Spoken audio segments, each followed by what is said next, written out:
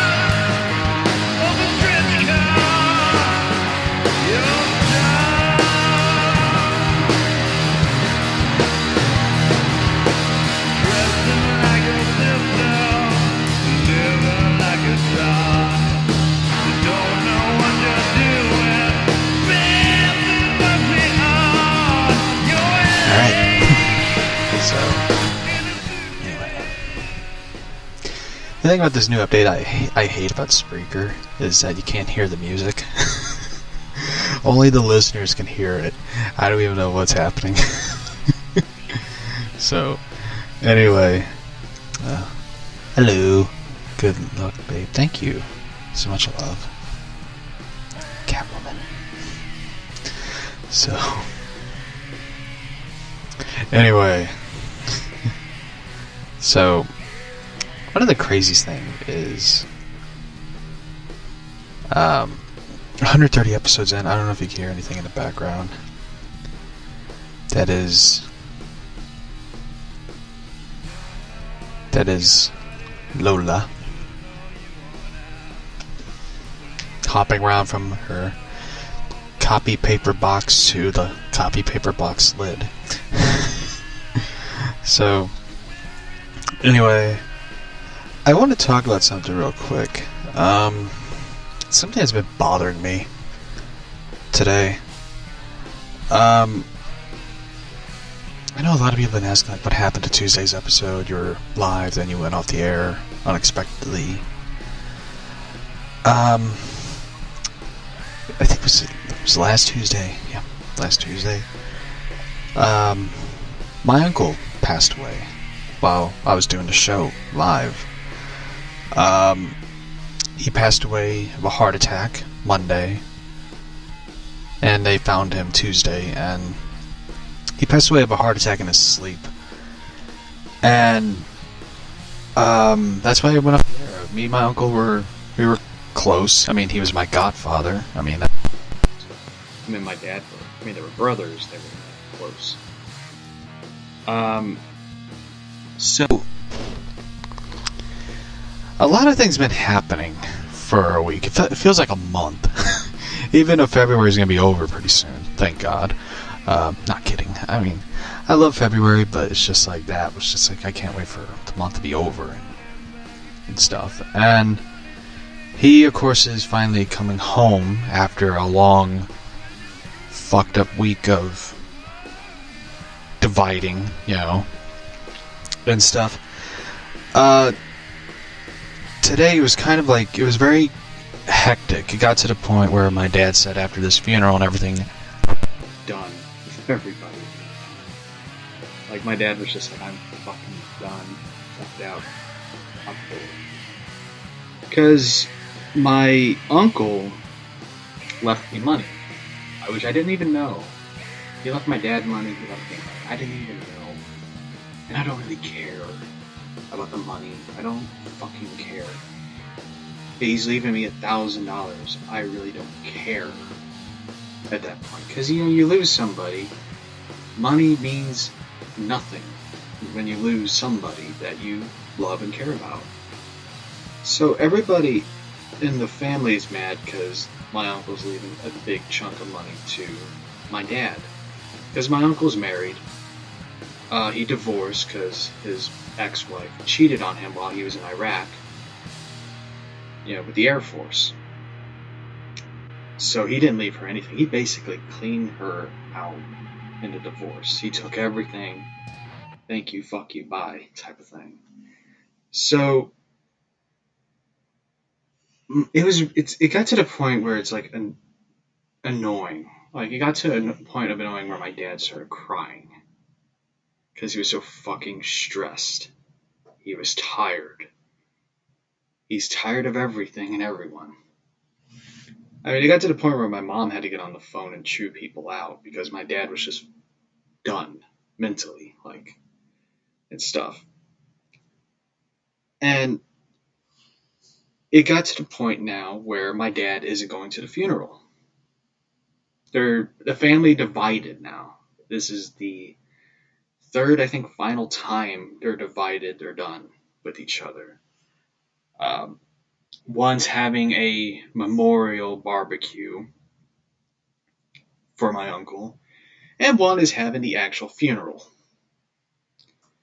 My dad's oldest sister does not want anybody there at the funeral. She just wants her family and her friends there. Not my dad, not his sisters and brothers, just her family. Military funeral, that's it. She doesn't want anybody there. Not even my uncle's ex-wife. Where I don't even know where the fuck she is.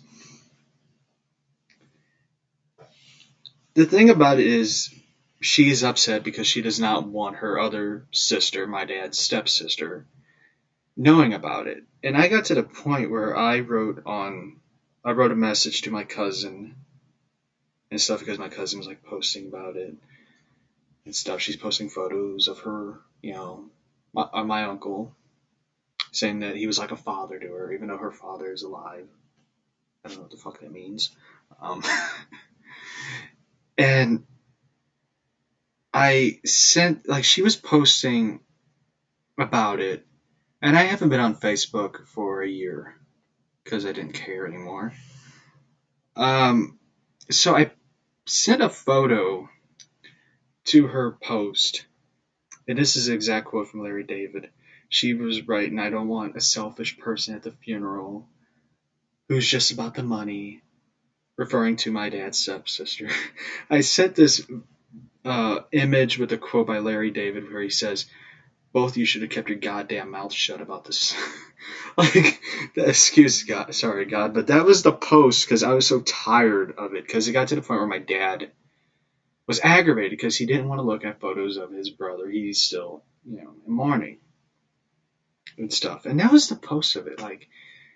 And I remember my cousin got mad, goes, you shouldn't, I was like, well, you should keep your fucking mouth shut. You're stressing everybody out. You're tiring everybody out of this. It isn't about you. It isn't about your daughter. I don't give a shit if your daughter's getting a fucking Porsche car like Magnum PI has. I don't fucking care. Enough with it. Move on. I know I sound like a bastard, but it's just how it is. And stuff. And it got to the point where I want to talk about this story where the second family divided. Then they were united. Now they're divided again. It's like Game of Thrones with these people. The reason why my dad now has like a hatred for his sister and stuff is because when my grandmother died, she was living with my dad's sister, who is close with him. He's very close with his sister and stuff because she has an autistic son, and my mom and dad helped her take care of her son and stuff. When my grandmother died, she died of heart disease. Heart problems are hereditary in the family. Knowing my luck, I'll be like Bruce Wayne Batman and Batman Beyond when I'm old. I'm just fucking done. Like retired and stuff. They cleaned out the aunt who is my dad's having a huge now family feud with and stuff. Like my dad got to the point where he hung up the fucking phone and stuff. She and her husband and my cousins, the same one who did the post right, sent the Larry David thing, went to my aunt's house, went in my grandma's bedroom and cleaned out her entire room, took everything that my grandmother had, even photos of my dad and her when my dad was a baby. She took the photos of my dad as a baby and refused to give them to my mom. Even years later, I asked for the photos, and she's like, I ain't giving you the photos. I know it's your dad, but, it's my mom. And I was just like, it's my dad's photos. It's the photos that she had that she was going to give to my dad and stuff. And I still, to this day, I've been asking for those photos. I want those photos because I feel like they are mine. They belong to me. Even though my dad doesn't care about it, even though he kind of does care about it, because he mentioned it today. Like, he mentioned, calling my aunt several names in the book, a selfish bitch, greedy bitch. She took my fucking photos. Like, it got to the point where I was just like, I'm with my dad. I'm just like, I'm done with the family. I'm done with my family. I'm not going to the funeral. I'm not going to the memorial. I'm just checked out. I'm done. So, and now my cousin's mad because I am getting money out of this, the cousin that did the posts and stuff. And she got mad because I haven't posted anything. I haven't posted a photo. I haven't mentioned him on Facebook. I haven't said anything because it's just at that point where I just don't. I don't want to sound like an asshole. I don't care anymore. I mean, he's gone.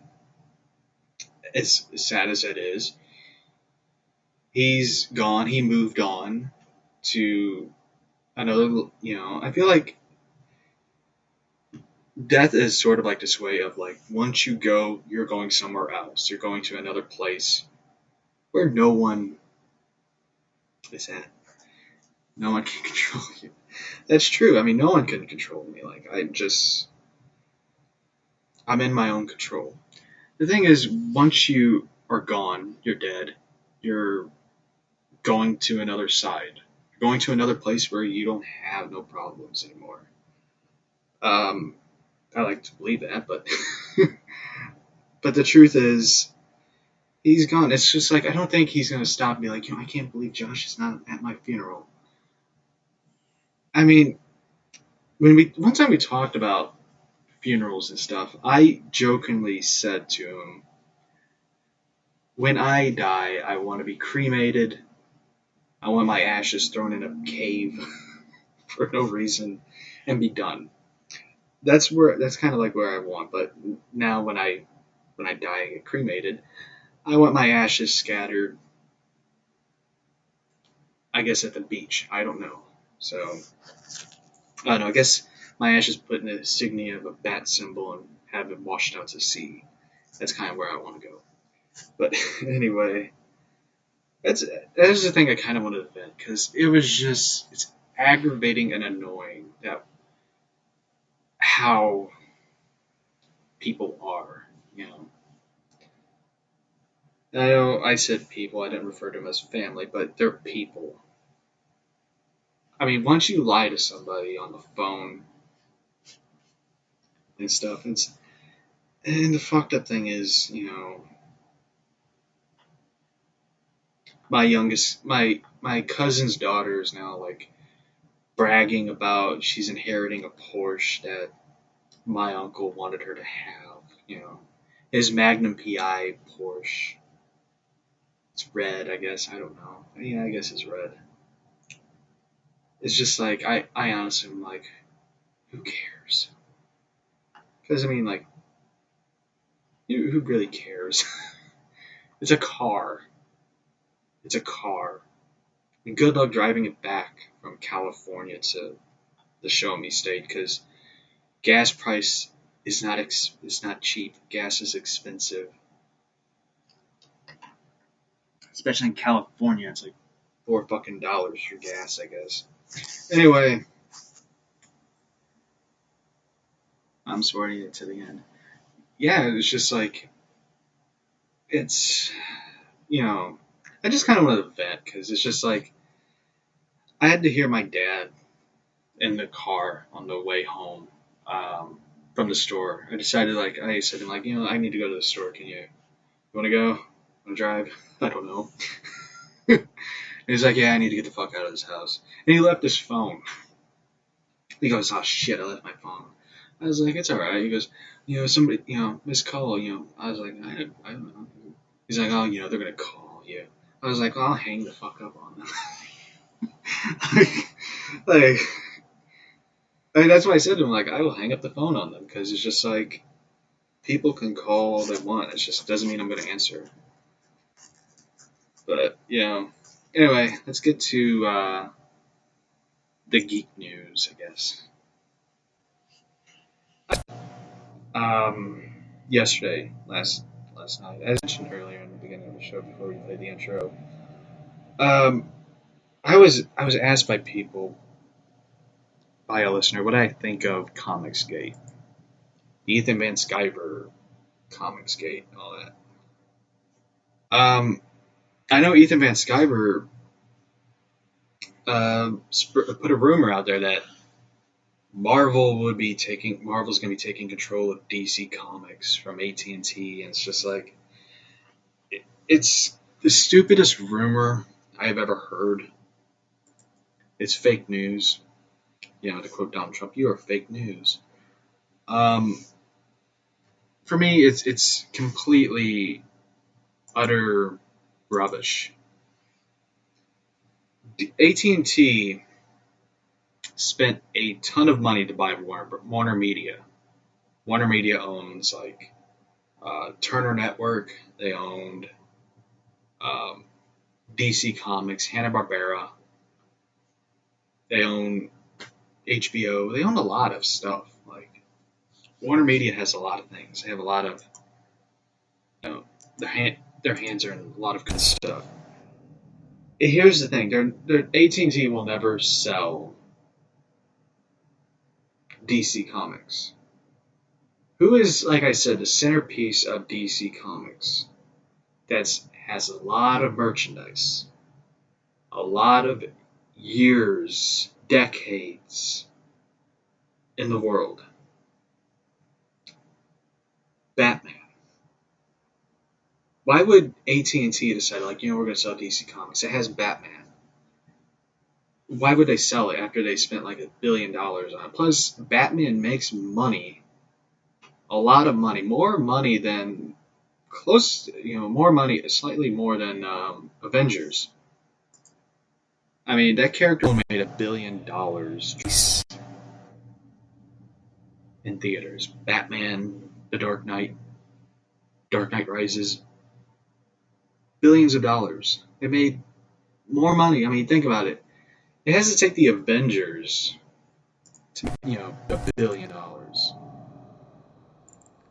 So there's no way they're going to sell it because Batman makes money in medias. Comics, television, movies, video games, kids' toys, adult collectible toys. They're making money off of it. I mean, they haven't put a movie out. They haven't put a solo Batman movie out since 2012. And they're still making a fuck ton of money. I mean, shit. Once Rocksteady, I was gonna say Rockstar. I wish Rockstar would make a Batman game. But once Rocksteady put out like a new skin of Batman on the PS4, where is it at on the Xbox? Rocksteady. It was all over the media. That game's been out since 2015. It made it in the news just for a skin. I mean, would you imagine if they were like, we're going to release new content attached to the game? It'd be all over the fucking news. It'd be everywhere, all over line. So there's no way they're going to, like, AT&T's like one day, we're going to sell DC Comics. They're making money off of it. Toys, t-shirts, collectibles, Hobby Lobby shit. I know, I bought Batman dresser handles for my dresser, which are nice, by the way. They sell a lot of stuff, and people are buying it. Merchandising and all that. They opened a fucking Batman restaurant in London. A penguin-themed Batman one. They're going to have a lot of stuff. And a lot of people aren't, Marvel has their own problems in comics. They've been selling, from the start of comicsgate, they've been selling bad book after bad book after bad book. Badly written stuff. Secret Wars became a bomb at comic stands. No one was buying Secret Wars. No one was going to buy a Captain America book where Steve Rogers is saying Hail Hydra. Nobody's going to buy it. Nobody didn't buy Ironheart and stuff. So, and the thing is DC going to do the 5G thing? No one knows. I don't know. I mean, right now they're continuing on what they're doing and stuff. So, do I believe Ethan Van Sciver's sources where he says, like, I mean, Ethan Van Sciver was the same person who said OG Comicsgate is dead. But he said, like, Comicsgate books are going to make, like, $10 million. I mean, here's the thing. You can put books on Kickstarter, which I have nothing against people who do Indiegogo or Kickstarter for comics. It's like, if you want to put your own book out, that's great. That's good. That's great. Just, if you're going to sell it mainstream on stands for people to buy, then yeah, people are going to buy the books at comic book stores and stuff. I mean, here's the thing. DC Comics, good or fucking bad, they are going to be around. They're going to be around. People are going to buy their stuff. Kevin Feige isn't Jesus Christ in comics. Even though a lot of people who see every Marvel movie can say he walks on water. Kevin Feige cannot fix every single problem that is thrown at him. If Disney came up to him and said, like, all right, we need you to fix Star Wars, Kevin Feige will probably do it.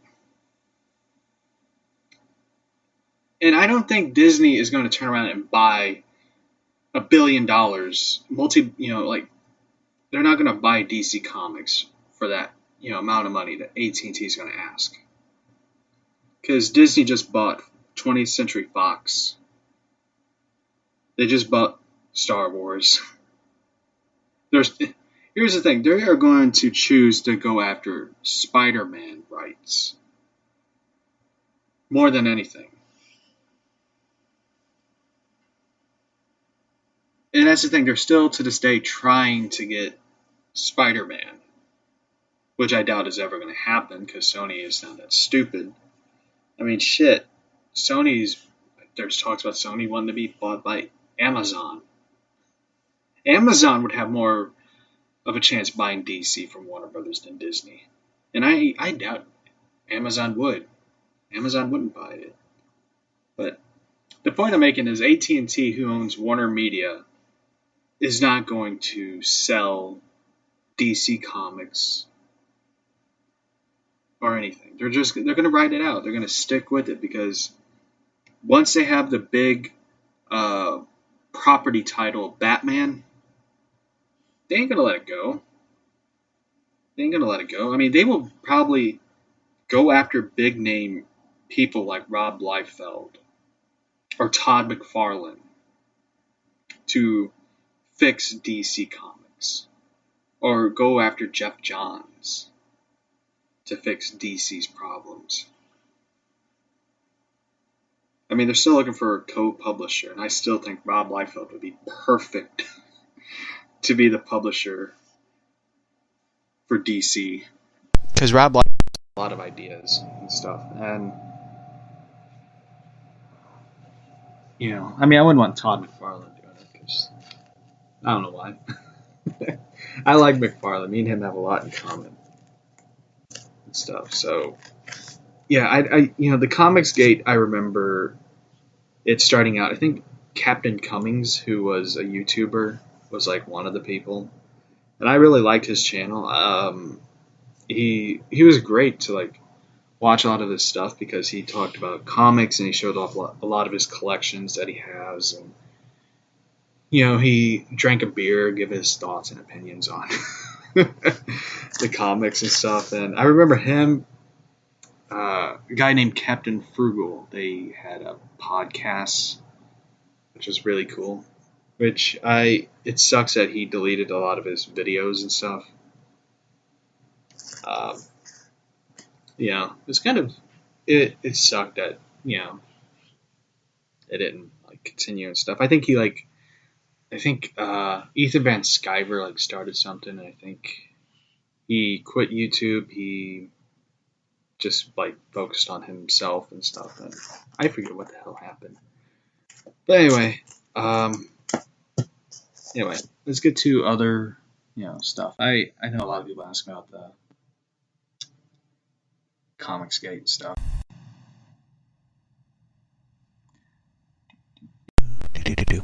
All right.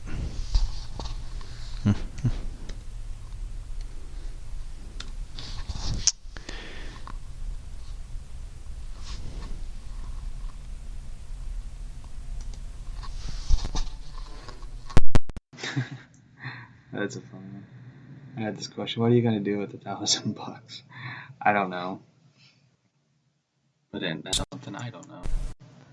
I don't really know. And it's still woke.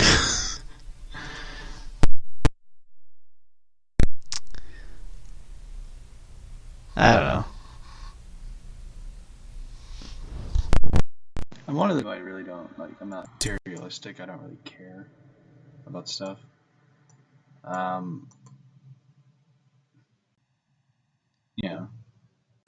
Money's money. No. I'm looking up the.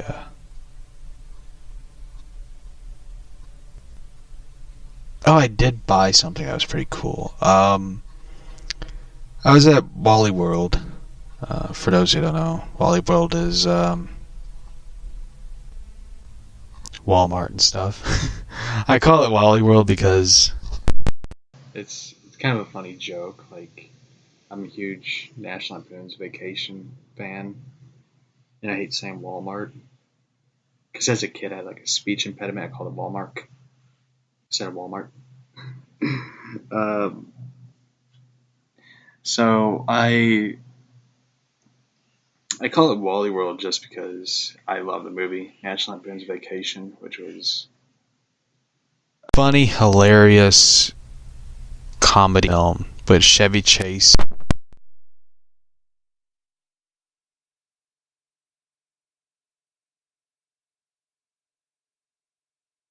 um, National Lampoon's Vacation, Europe Vacation, Christmas Vacation, then Vegas Vacation, and Vegas Vacation is like one of my Christmas Vacation is one of my favorites. Vegas is like the stupid one. Europe is like one of those forgotten sequels. Um, the Christmas one's my favorite because there's a moment where Eddie is emptying out his sewage in his RV into the storm drain, and he says like "shitter's full." So it's kind of like one of my favorites. So it's kind of a favorite movie moment. Um, anyway, Harley Quinn is back in Gotham.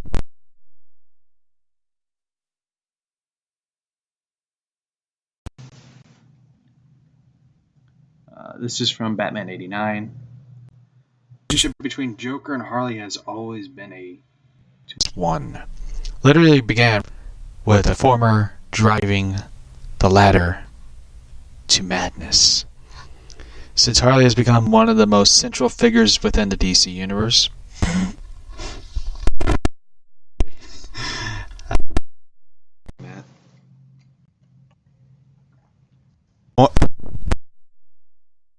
in the DC universe. And by the way, I did buy something. Sorry, Wally World. I bought a Batman black and white statue. It's one of those mini statues. It's like $4. And I bought it's mystery pack statues. It's like you buy a pack and it's like a mystery. You don't know what's in the figure, what's in the bag, or anything. It's like a mystery figure. It's done by different artists and stuff.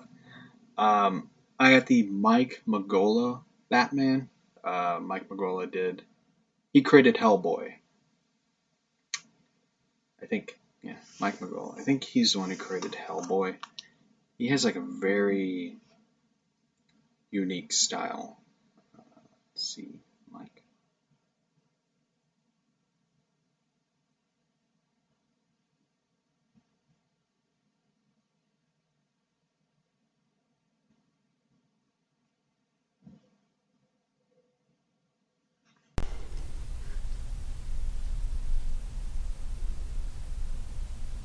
Mike Mignola, yeah.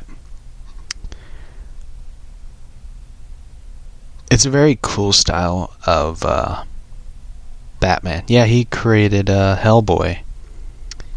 I knew it. I was kind of like thinking like he created Hellboy. He also created part of the shared universe BPRD Lobster Johnson, which is a cool character, by the way. Dark Horse. Witchfinder, and he created other supernatural and paranormal themed titles such as for Dark Horse, such as Baltimore, Jim Golb, and the amazing Screwed On Head. That's a good character. Let's see what else. I bought that one, and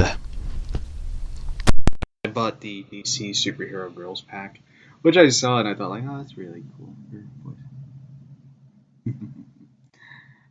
Let's see. I also bought the DC Superhero Girls one. It's a mystery pack. I saw it and I really liked the comic that was by DC Giant. Makes me want to buy the other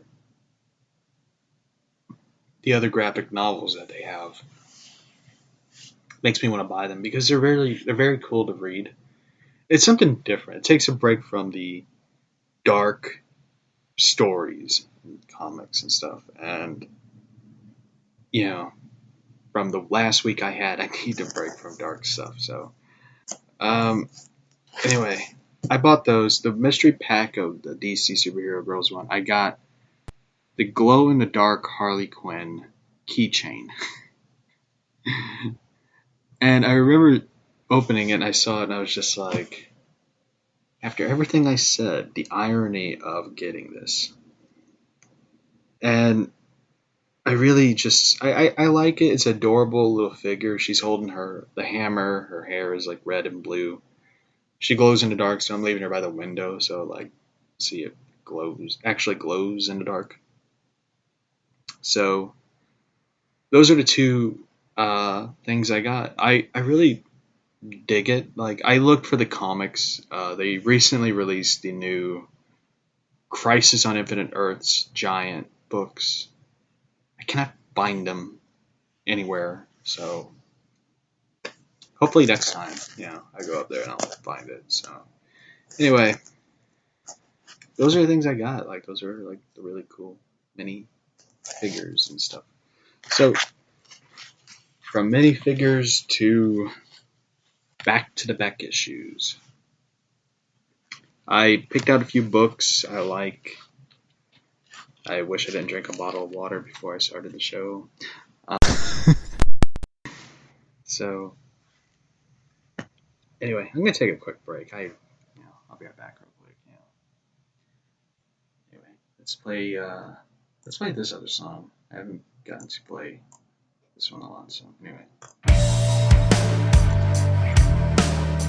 I sent you close. I can taste your smile.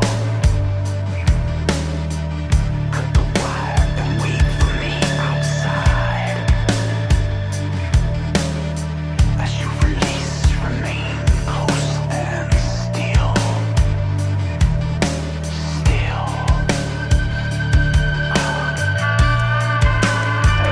are useless beneath the strong's mind. Watching us waving around, the things start coming out.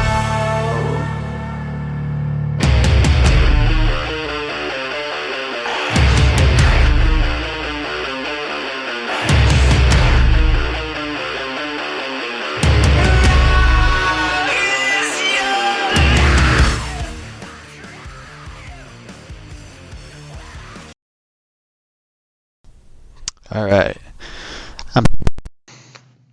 So anyway, now to the issues And stuff. I found some in one of the boxes and stuff. I really like this new segment because it's really fun to sort of like dig through comics and find what I have and stuff. So welcome back. Thank you. love. Alrighty, let's see. I guess I'll start with this one.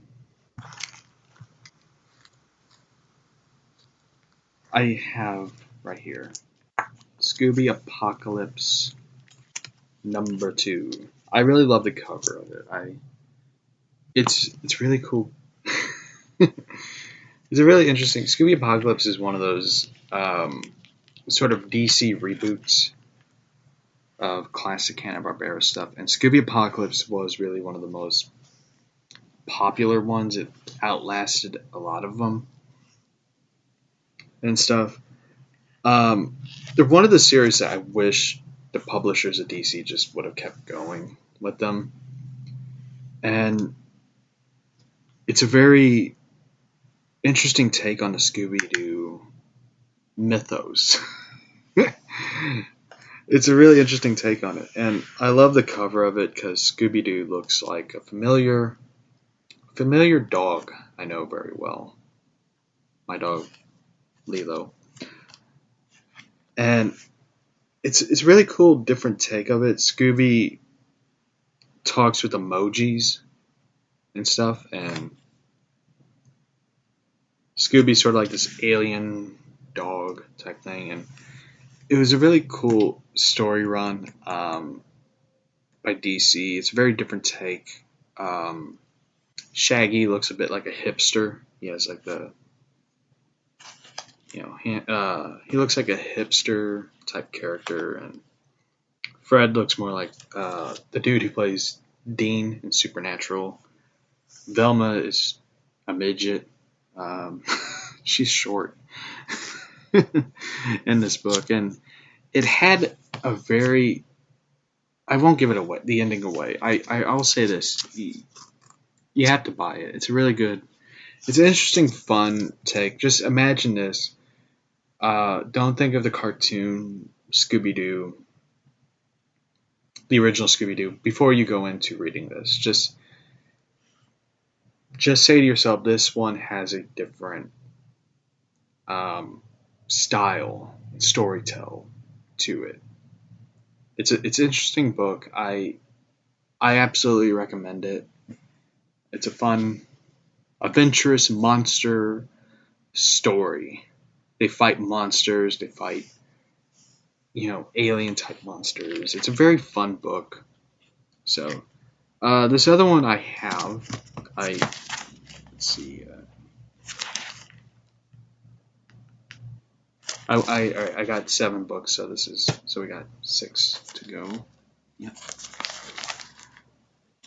This one's really different.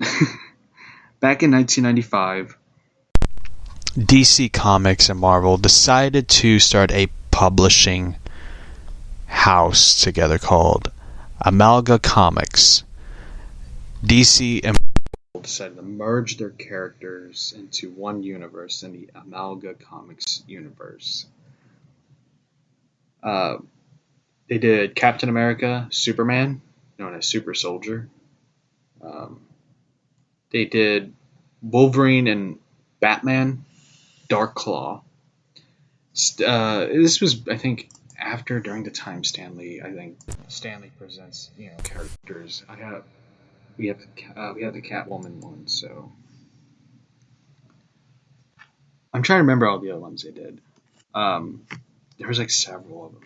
Like Dark Claw, I remember. Like I'm looking for it. Like I'm sort of like looking for Dark Claw. So the other Amalga Comics.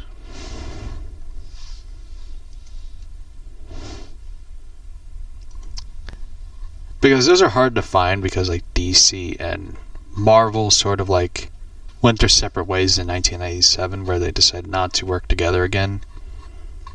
They were founded in 1996, so the cover is done in 95.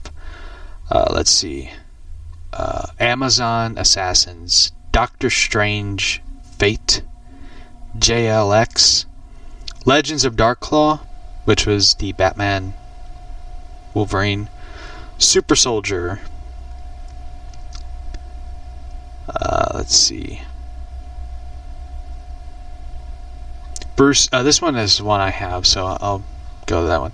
Bullets and Bracelets, Magneto and the Magnetic Men, Speed Demon,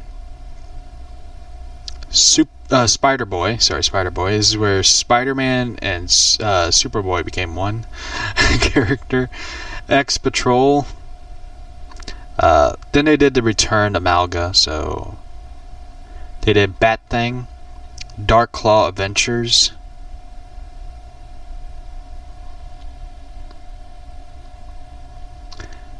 Generation Hex, JLX Unleash, Lobo the Duck.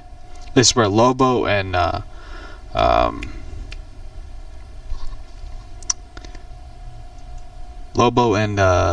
one duck character that they have for Howard the Duck.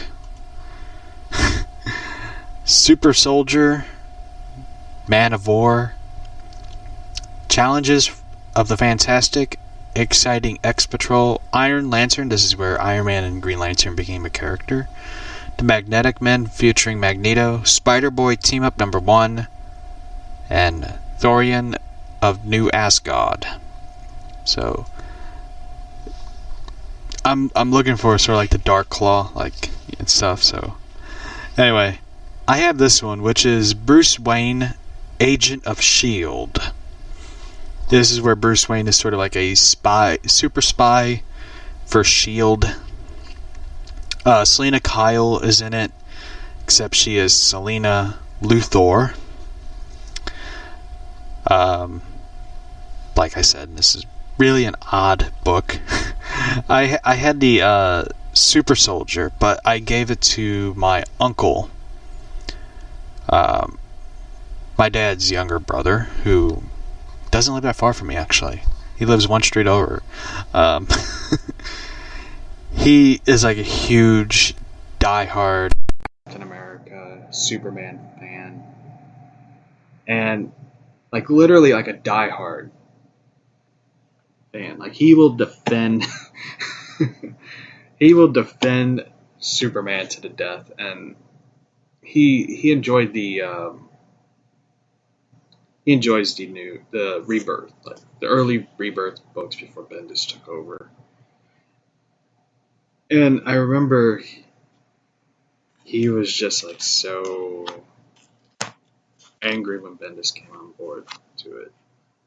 I remember he saw it. I remember I handed it to him. He goes, "I've never seen that before." I'm like, he goes, "Is this like a?" He thought it was like a bootleg comic, and I was like, "No, this is Amalga Comics. This is where DC and Marvel teamed up in the '90s, and and stuff." So this one I kept Bruce Wayne, Agent of Shield. Um, Brainiac's in it as the Red Skull, but it's Green Skull and stuff. So it was really interesting take. Nightwing is known as Moonwing. Barbara Gordon's in it as Huntress, even though she wears the Batgirl suit. None of it makes any sense. This book makes absolute no sense at all reading it. and it's a very stupid thing. Like it's an interesting take when you look at it, but when you're like a DC Comics fan or a Marvel fan, you'll look at it and be like, why? So it's an interesting book. If you're really into like the weird, like if you're ever wondering like what would two characters be like combined into one or whatever, it's your cup of tea. I'm gonna look for the Dark Claw one. I kind of am interested in it. I will admit I am an X-Men fan. I like Wolverine, but I'm more of a Cyclops fan. Cyclops is my favorite X-Men character. Alright. This one is interesting. This one's by IDW, and I'm a fan of Clue.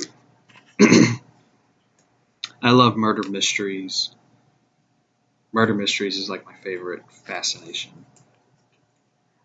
And Clue was something that I at first was excited about because I love the movie Clue. Tim Curry plays Wadsworth the butler. Mr. Green is played by Annette O'Toole's husband, who played Perry White in Smallville. Annette O'Toole also played Martha Kent in Smallville. The guy who played Colonel Mustard was in Mr. Mom, which starred Michael Keaton, who played Batman and stuff. And Christopher Lloyd, Doc Brown, is in it as Professor Plum. I love the Clue movie. The Clue movie is really one of my favorites. It's one of those movies that is so fascinating to hear about because when it first came out, it had 3 different endings. They played in the theater 3 different versions, the same film but a different ending. They had 3 different endings. So you would go see the movie, you could see like one ending, then you tell people about it, and you're like, well, this is how it ends. Then when they go see it, there's a different ending. So that's what I love about it. It was like it had 3 different endings. Like one was Scarlet was the killer and the blackmailer. Then it ends with Wadsworth being Mr. Body, which I like that one. And the third one is Peacock. Peacock was the killer. I think she was the killer of. And hold on, let me look it up because there's like a 4th ending where they mentioned like years later that there was a 4th ending, and they didn't do it because they ran out of time. let's see, ending a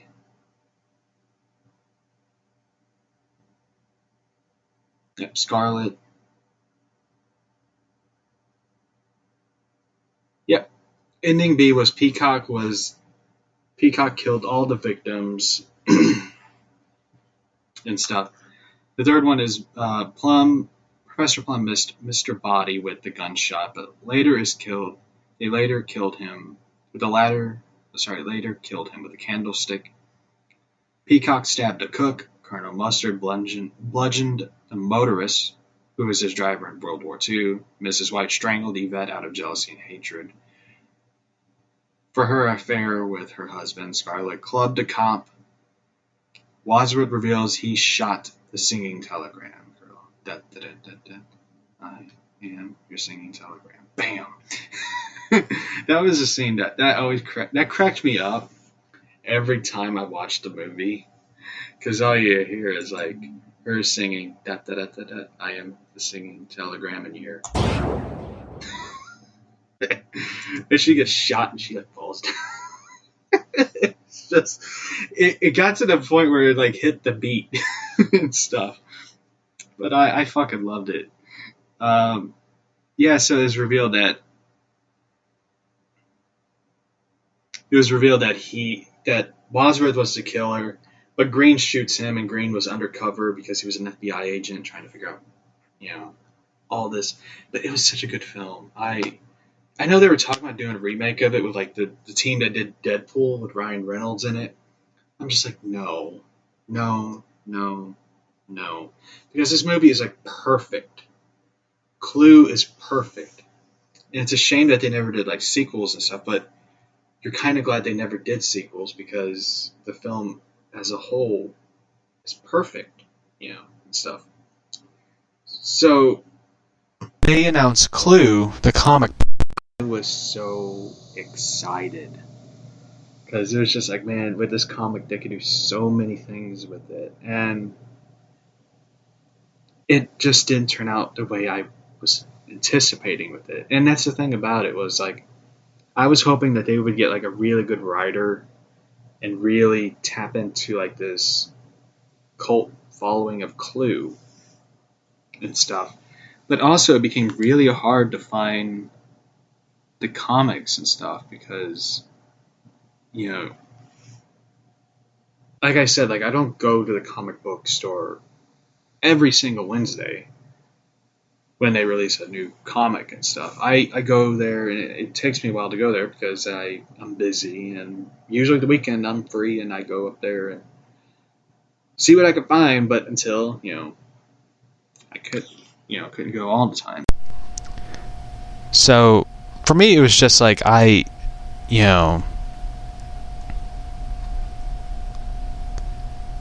it's really a good book and stuff, and IDW really, they did a good job. Like, if you love the movie and murder mystery, this is your book.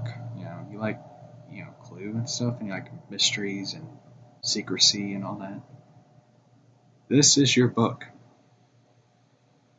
And stuff. So, they have the trade paperback. They released the new sequel, known as Clue Candlestick, which is out. I have not read Candlestick yet. I'm going to add it to the list, to find. But, I might just buy it on Amazon, just have it delivered.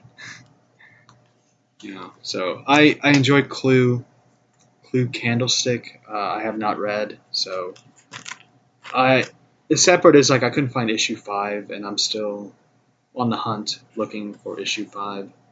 So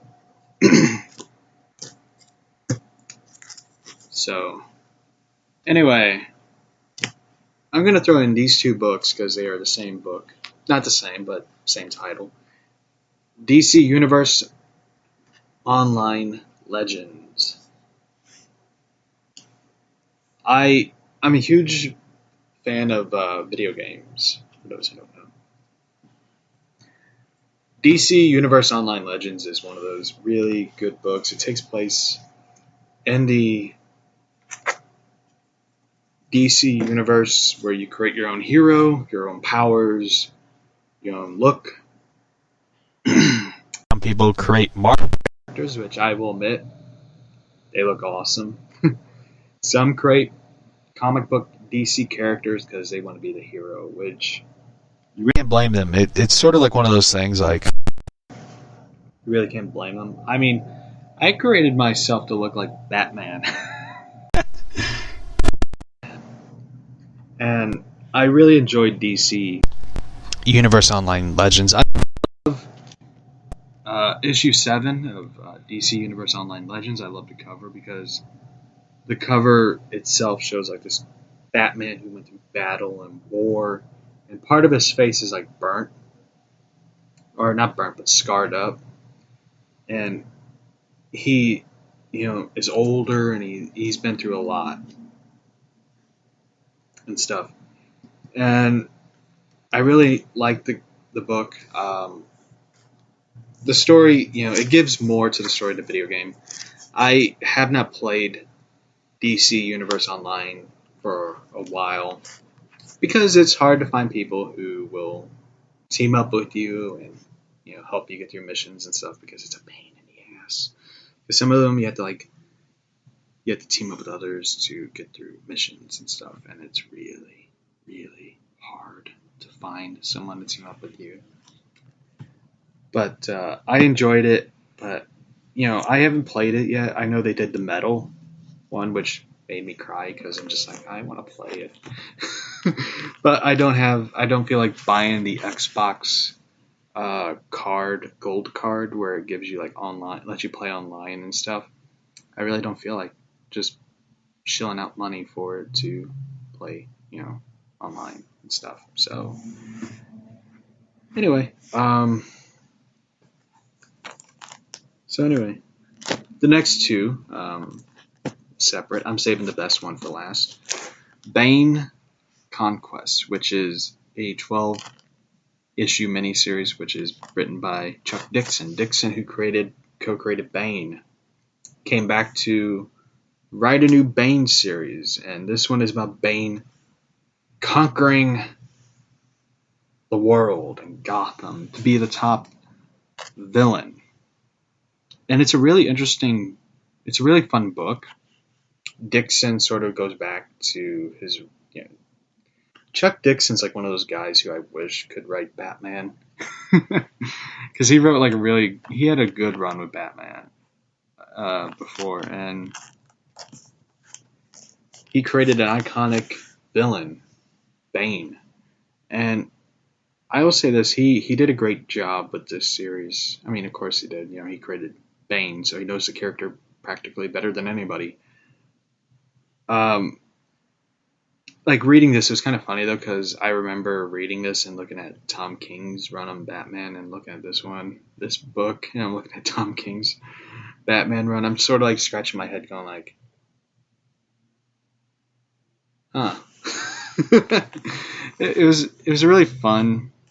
Bane regroups with his old group that worked with him, and he's sort of like, it reminds me of like this fun video game like Saints Row, but minus the wacky, crazy humor and stuff. And it makes me wish that this was like a video game or an animated series because it was really fun. It's a really fun book and really fun insight look of Bane, where he came from and where he's at now as a character. So I like the cover. Nolan, who is the artist of it, did a really good job with the cover. Finally,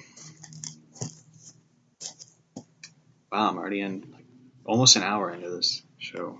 Well, over 60 minutes. Last but not least, this one's my favorite comic. The best comic of 2016-2017. Hanna-Barbera's The Flintstones. I saw this book when it came out at the comic book store. I didn't even know they were doing the Flintstones comic. When I saw it, I was just like, and I immediately walked right over quickly and grabbed the first issue of Flintstones, which has Fred, Wilma, Pebbles.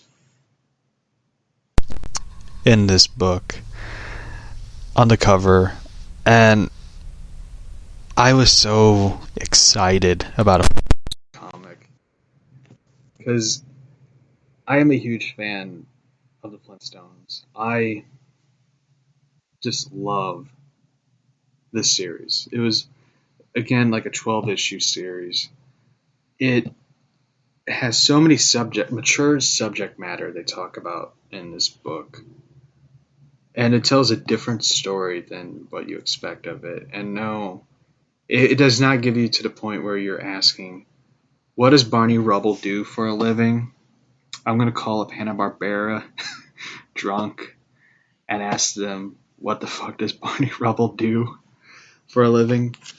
It's a really fun book. It talks about a lot of subject matter, like the past, trust, religion, society, materialism. It talks about a lot of subject matter that you never seen in the cartoon. And it's also written by a guy who is not a Flintstones fan, which I'm okay with. Because usually when you're a fan of something, or if you're a fan of nothing, not I'll say that. Let me back it up. If you're a fan of something and you write it, you kind of like add more unnecessary things. But when you're not a fan of a character or something, you find something new out of it. You find something new to add to the character. Give it a layer to personality to the character. The guy who wrote this really added a lot things to the Flintstones. Like, he gives a history of Fred and Barney as friends, that they fought in a war together. They've been lifelong friends, and stuff. And Fred sort of asks the question of, where do I belong? Where do I go? How can I be a better person? It gives, it also gives like Fred the question of, how can I be a better husband, a better father, a better friend, type of thing. And also, Fred is asking, how can I, exist in this environment and stuff. Like, it's a really fun, interesting take of the Flintstones, and I really love the story. I have all the issues to it because I was just hooked into this story. And I believe this came out after the wedding issue of Batman, where I was just like really frustrated and aggravated with Tom King as a writer. So I just decided to focus on, I focused on buying, I bought the issues of Batman because it's like, once I get over it, I'll read the issues that I missed. But the Flintstones book, I really loved. It's a really fun book. I can't recommend it enough. It's a really wonderful, mature story. And part of me was bummed and aggravated that they never did more issues of the Flintstones. But looking back at it, it just makes me glad that they didn't do it. I'm glad they never decided to do 13, 14, and 15, because the way they ended it was so perfect.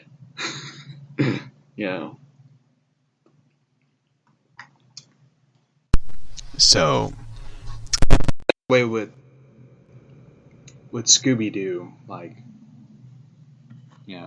once they added Scrappy-Doo, I was just like, fuck this book. I hate Scrappy. It's actually funny though, like Tim Curry, I gotta mention this one. Tim Curry, who did voices in Scooby-Doo, he was in the Scooby-Doo and the Witch's Ghost. And he was approached to do the live-action Scooby-Doo movie. And once he heard Scrappy-Doo was in it, he was just like, no. Because he hated Scrappy-Doo. That's what made it funny and perfect, was just like, he was like, nope. So, Anyway,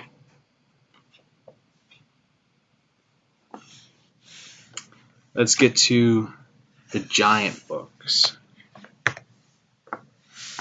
Teen Titans Go. This one involves Captain Cold, one of my favorite Flash villains. I hope they cast the right actor to play Captain Cold for the Flash movie. You know. Alrighty. It's titled Cold Blooded. Cyborg.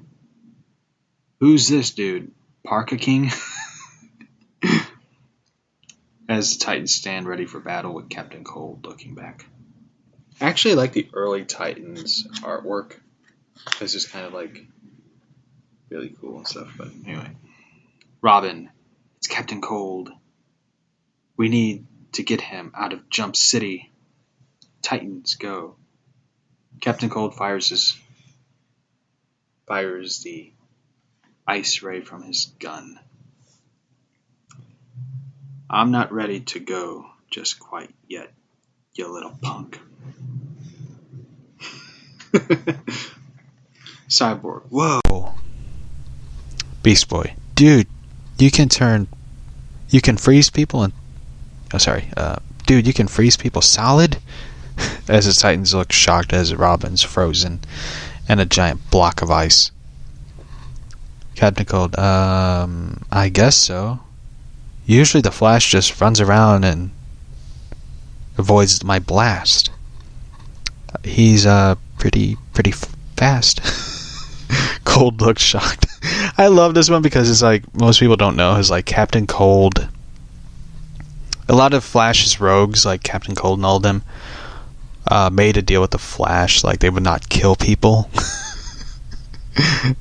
which I always liked because it's just like the Flash, they have like a mutual respect for the Flash to the point where they agree like they will not kill people. You know, just that's what I liked about it. It's sort of like a fun thing.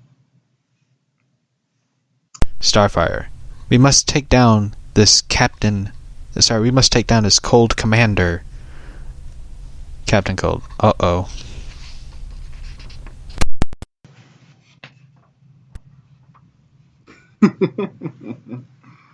Moments later. Beast Boy, Captain Cold's down.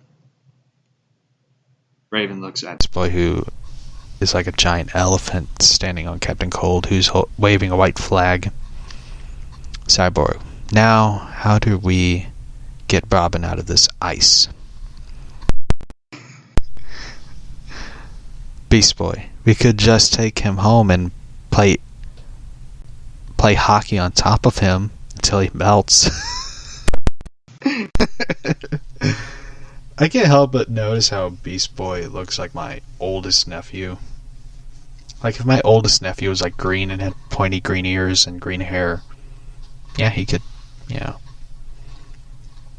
he could pass off as Beast Boy, which is kind of funny though because he's sort of a fan of Teen Titans and stuff. But he's more like a Deadpool fan where he has like this idea of wanting to cop as Deadpool. So it's kind of Raven. How would that get him out? Beast Boy. I don't know. I just really want an air hockey table.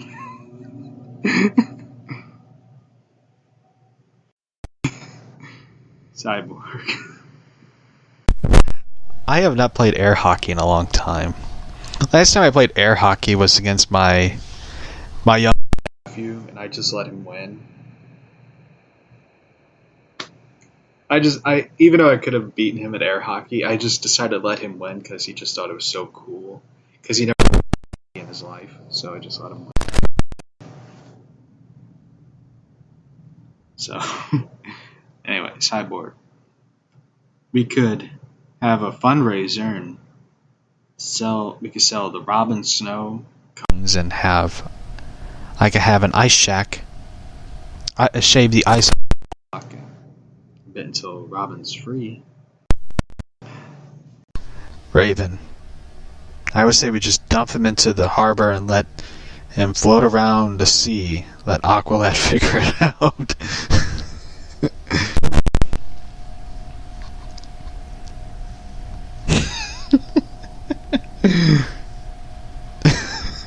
The last one is mean. This one's mean. This is sort of like a jab at Captain America. What if we all dress up like we're from the future, and when Robin gets out of the ice, we make him think that decades have passed him by while he was trapped. And all the Titans are in like their shitty new 52 suits and stuff. Cyborg. Amazing. Let's do that one.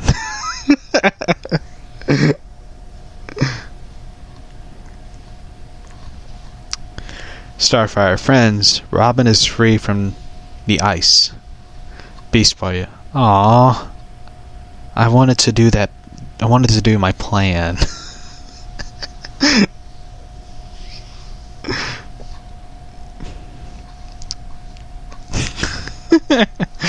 That was just... I love that one. That was just mean. Starfire, how are you feeling now, Robin? Robin, I'm not sure. I think the block may have achoo. Robin sneezes. On Beast Boy and Cyborg. Yeah, it's just sick. Like, if someone ever sneezed on me, I would deck them. I'm just throwing it out there. I would not want somebody to sneeze on me because I am like... I do not like germs. I do not like anything. Like, if you're sick, I will stay far away from you. Keep that to yourself.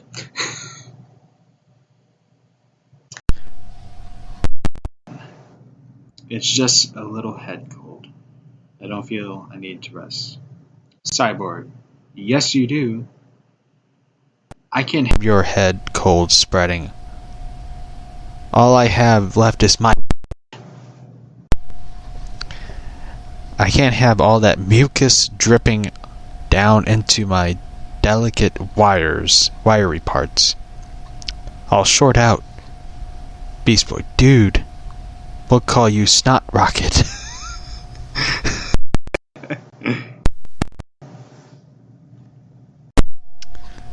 I'm totally fine, I don't need rest. Just get some shut-eye, dude. Cyborg said.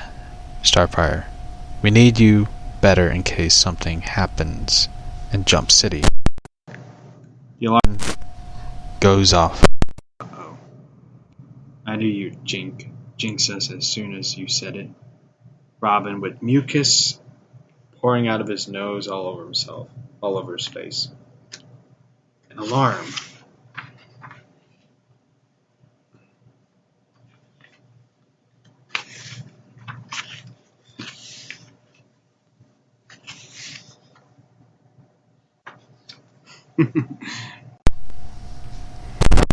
Titans to the... Shoot. Robin sneezes on Raven's claw. I'm surprised Raven hasn't killed him yet. Raven, tell me you didn't sneeze on my cloak. Go to your room and rest. Raven levels Robin up. Starfire, Robin, please promise me you'll stay in bed until you get better. We need you on the team. Alright. Robin, who has a and pillow.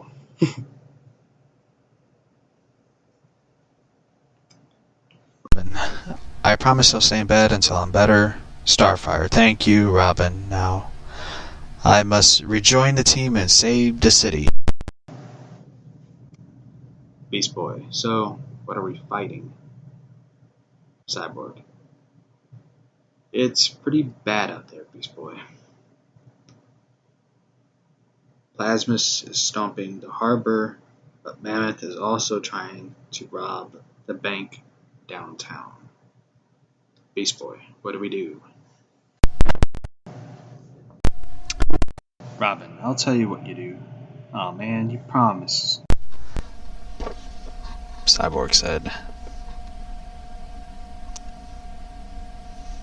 Starfire, Robin, you promised to stay in bed.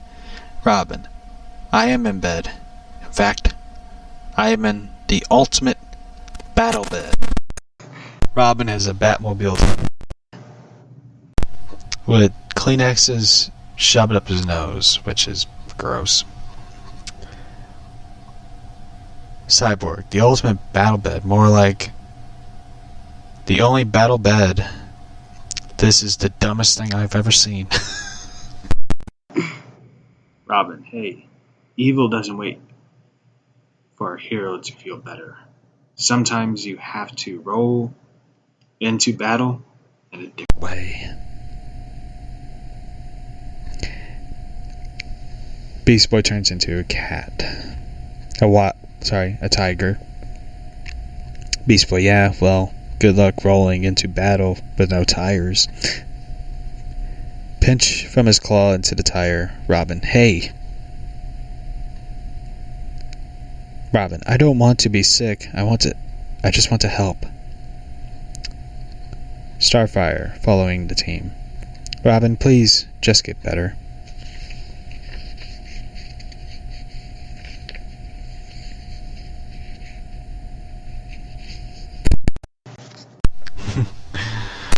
later that night. Cyborg, those guys are tough. Starfire, I wonder how Robin is doing.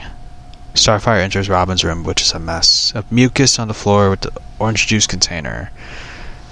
Starfire, Robin, are you in here? Robin, Starfire, is that you? Smart idea, just stay home. I'll be better now, thanks to you. Come here, give me a hug. Robin is like pale white, almost like a zombie looking.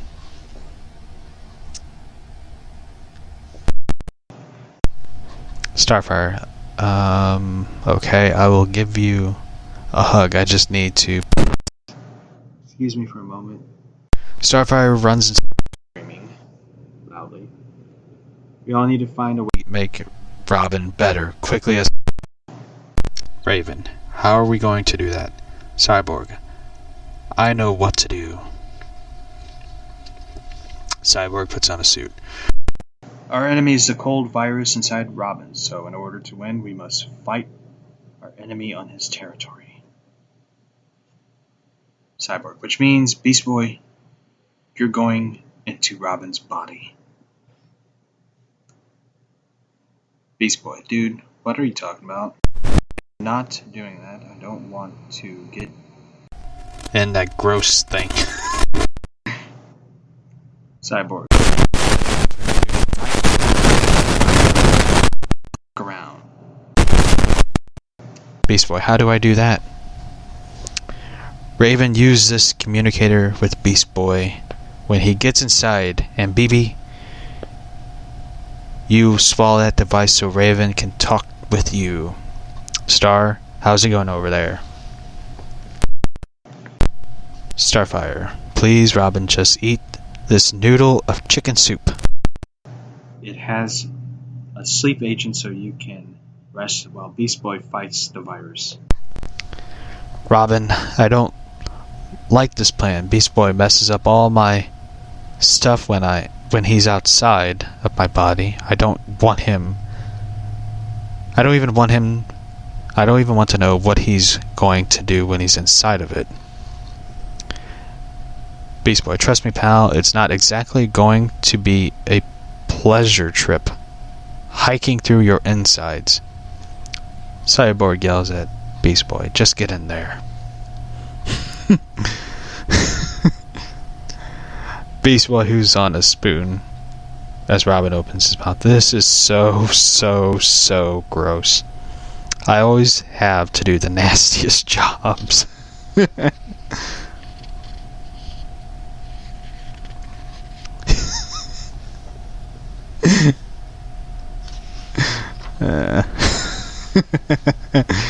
Beast Boy, I'm inside, but I have no clue where I am or where I'm going. Raven, you're in Robin's mouth, idiot.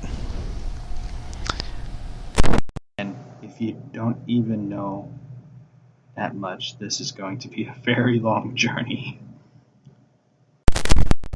Starfire, Robin is totally asleep now. Raven, okay, Beast Boy. Hop down his throat and get looking for the virus. As they're doing this, Cyborg is reading JLA comic.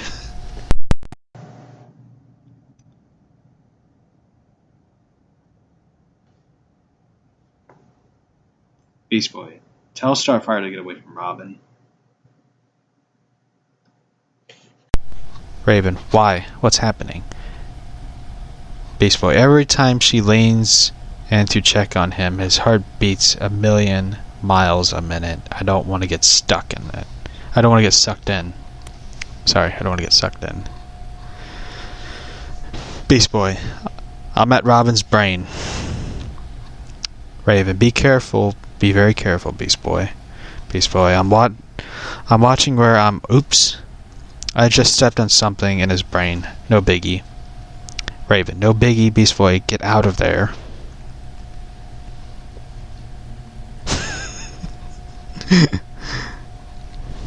Beast Boy. I'm in his foot. And I think I found the virus. Raven, that's not a virus. It looks like something someone implanted a tracking device inside Robin. And it's a Batman tracking device in Robin's Beast Boy, and I thought Robin had control issues. They found a mini bat symbol tracking device in Robin's foot. I have no clue where I am now. What is this place? According to the computer, you're in the very large intestine. You mean I'm standing in? No.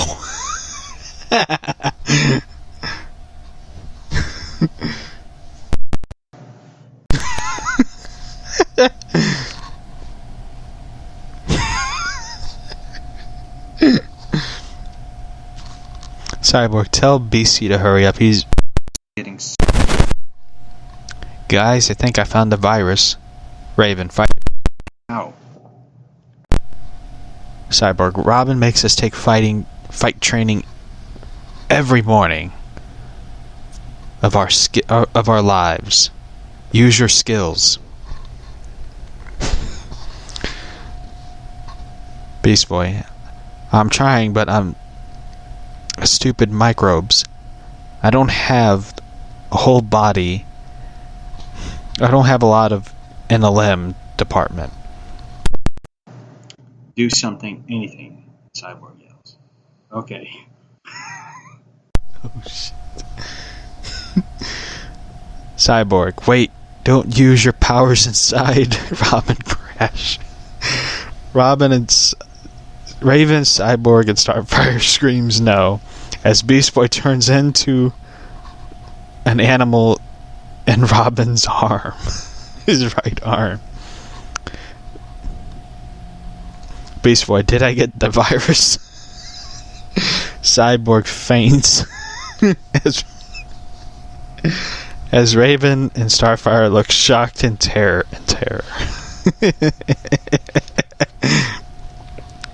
Beast Boy breaks Robin's arm. I love the ending, by the way. The ending is pretty hilarious.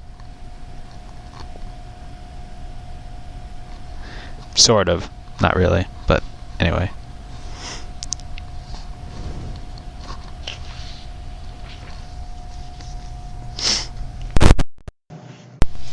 Cyborg.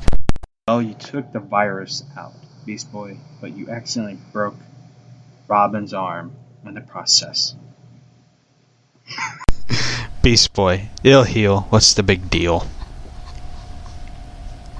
Starfire, the deal that is big is that Robin did not like it. He only had a cold.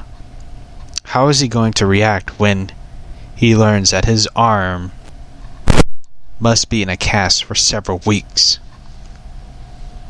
Beast Boy, don't worry. You worried too much. I got it all figured out. When I was in Robin's brain, I accidentally stepped part that contained his memories. And for the last few days, which means he won't remember any of this, which means we can go all the way back to my original plan. Raven and Beast Boy, you're diabolical. A few hours later.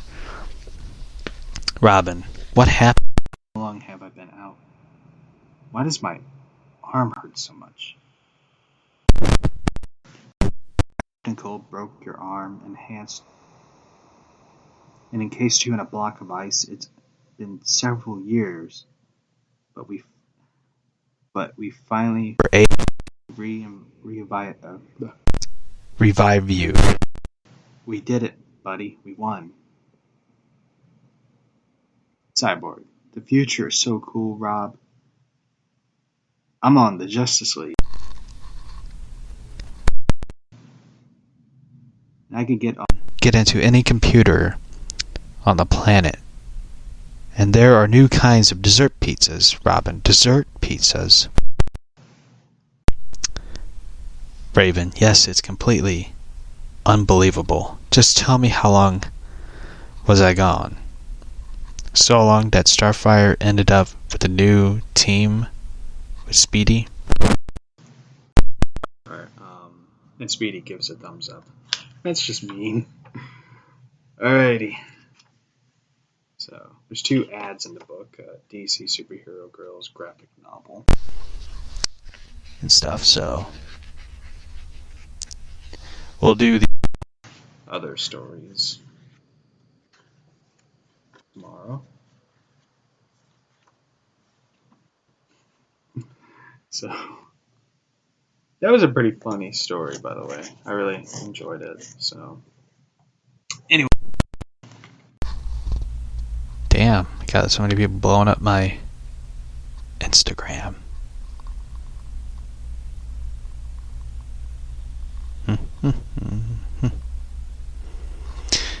Anyway. So, it was cool. It was. Let's see what else there is to.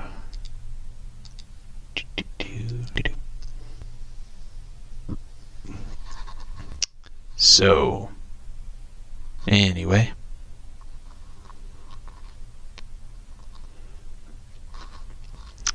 Let's see what's on the Phantoms and Monsters page.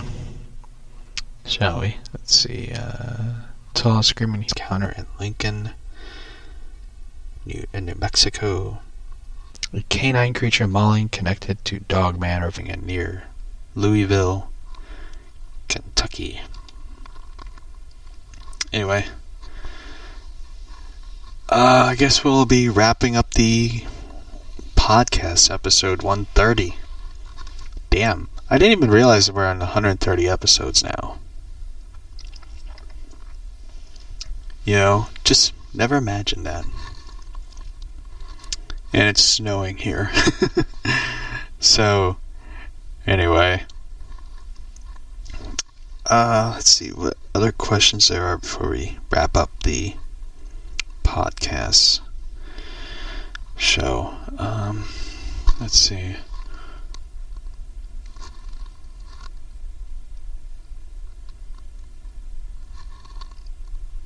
Yeah, I sort of look at where do I hold on, where do you get the comics back issues and stuff? I buy some of the back issues that you ask. I go to like half price books at times.